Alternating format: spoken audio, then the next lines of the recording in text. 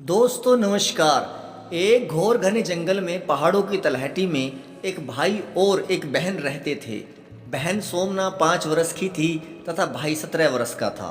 कुछ समय गुजरने पर एक दिन जब उनकी झोपड़ी के पास से होता हुआ एक ज्योतिषी गुजरा तो युवक ने उस ज्योतिषी के पास पहुंचकर अपना भाग्य व भविष्य जानने की जिज्ञासा प्रकट की।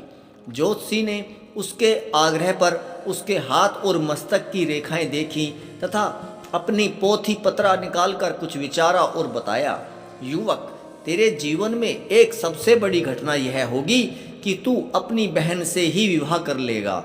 मेरी यह बात ब्राह्मण की लकीर है युवक, इसे कोई शक्ति मिटा नहीं सकती।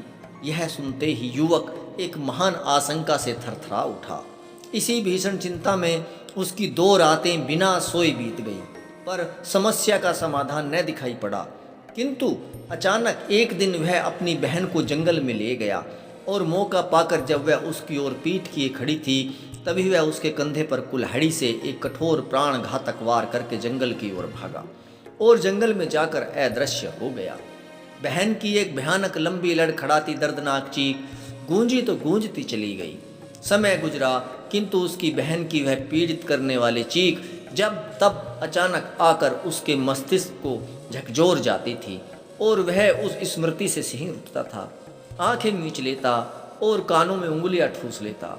उसे लगता कि उसकी बहन की चीख, उसके कुल्हाड़े के आघात की स्मृति उसे चारों ओर से कौंध कौंध कर अपने में समेटे ले रही है।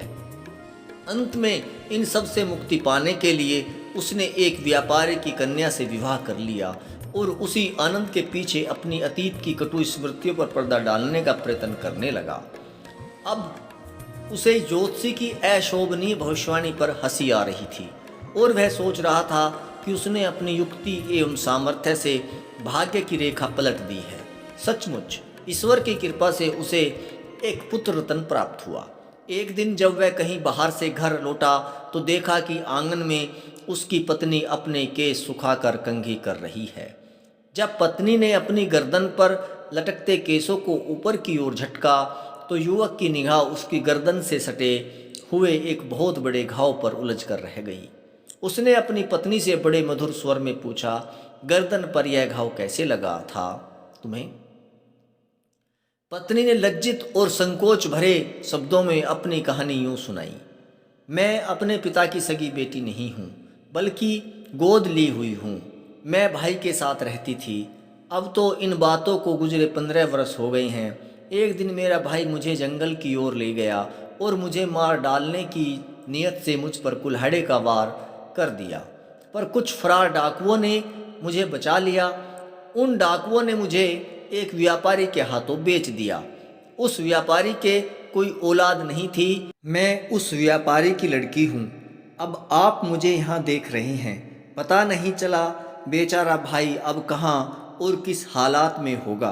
पता नहीं वह मुझे क्यों मार डालना चाहता था। हम दोनों में तो बहुत अधिक प्यार था, जान से भी ज़्यादा, कहकर वह सिसकियाँ ले लेकर रोने लगी।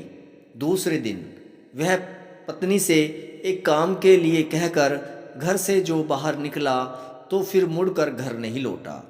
अब उसकी पत्नी रोज शाम को अपने बच्चे को गोद में लिए ऊंची पहाड़ी पर चढ़कर दूर दूर तक आंखें फाड़ फाड़ कर उचक उचक कर निहारती है, पर कहीं भी उसके पति की छाया तक न दिखती। कहीं से भी प्यारे पति की जानी पहचानी आवाज़ न मुखरित होती। हाँ, कभी गूंज जाती थी पक्षियों व पक्षियों की तीखी और हूक जाने वाली सीटियाँ। और एक शाम वह फिर उसी पहाड़ी पर चढ़ गई और अपने पति को निहारती निहारती खड़ी खड़ी पत्थर हो गई। उसका अब आने वाला पति तो आज भी नहीं लौटा है। उसकी पतराई आंखें आज भी पथ निहार